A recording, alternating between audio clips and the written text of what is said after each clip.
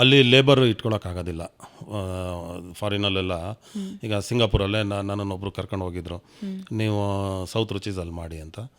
ಆಮೇಲೆ ಅಲ್ಲಿ ಹೋಗೆಲ್ಲ ನಾನು ನೋಡಿದೆ ಎಲ್ಲ ರೆಸ್ಟೋರೆಂಟಲ್ಲೂ ಅಲ್ಲೇನೆಂದರೆ ಒಬ್ಬ ಅಲ್ಲಿನವನಿಗೆ ಕೆಲಸ ಕೊಟ್ಟರೆ, ಅಲ್ಲ ಇಲ್ಲಿನವನು ನಾವು ಅಲ್ಲಿ ಕರ್ಕೊಂಡು ಹೋದರೆ ಅಲ್ಲಿನವ್ರು 3 ಜನಕ್ಕೆ ನಾವು ಜಾಬ್ ಕೊಡಬೇಕು. ಒಬ್ಬ ಇಂಡಿಯನ್ನನ್ನು ನಾನು ಕೆಲಸದವನು ಕರ್ಕೊಂಡು ಹೋದರೆ ಅಲ್ಲಿ ಸಿಂಗಾಪುರನಿಗೆ 3 ಜನಕ್ಕೆ ಕೆಲಸ ಕೊಡಬೇಕು. ನಾನು ಸಪೋಸ್ 5 ಜನ ಇಲ್ಲಿಂದ ಕರ್ಕೊಂಡು ಹೋದರೆ 15 ಜನ ಅವ್ರಿಗೆ ಕೆಲಸ ಕೊಡಬೇಕು. ಅಲ್ಲಿ ಸ್ಯಾಲ್ರಿ ಅವ್ರದ್ದು ಮಿನಿಮಮ್ ವೇಜಸ್ ಆ್ಯಕ್ಟು, ಆಮೇಲೆ ಅವ್ರದ್ದು ತುಂಬ ರೂಲ್ಸ್ ಇದೆ. ಆ ಪ್ರಕಾರ ಅಲ್ಲಿ ನಡೆಸೋದು ತುಂಬ ಕಷ್ಟ ಅಲ್ಲಿ. ಮತ್ತು ನಮ್ಮ ಇಂಡಿಯನ್ಸ್ ಇಲ್ಲದೆ ನಮ್ಮ ಕುಸಿನನ್ನು ಅಲ್ಲಿ ನಾವು ಅವರಿಗೆ ಕಲಿಸೋದು ಕಷ್ಟ ಇದೆ. ಈ ಚಾಲೆಂಜಸ್ ಜಾಸ್ತಿ ಇದೆ. ಈಗ ಹೆಚ್ಚಿನವರು ಹೋಗಿರೋ ರೆಸ್ಟೋರೆಂಟ್ಸ್ ಏನು ಮಾಡಿದ್ದಾರೆ ಅಂದರೆ, ಅವರಲ್ಲೇ ಇರೋ ಸ್ಟಾಫ್ ಯಾರೋ ಒಂದು 2-3 ಜನನ್ನ ತುಂಬ ವರ್ಷದಿಂದ ಜೊತೆಗಿರೋರನ್ನೇ ತೊಗೊಂಡೋಗಿ ಅಲ್ಲಿ ಇಟ್ಬಿಟ್ಟು ಅವ್ರ ಹತ್ರನೇ ಪಾಪ ಅವರೇ ಎಲ್ಲ ಕೆಲಸ ಮಾಡ್ತಾರೆ.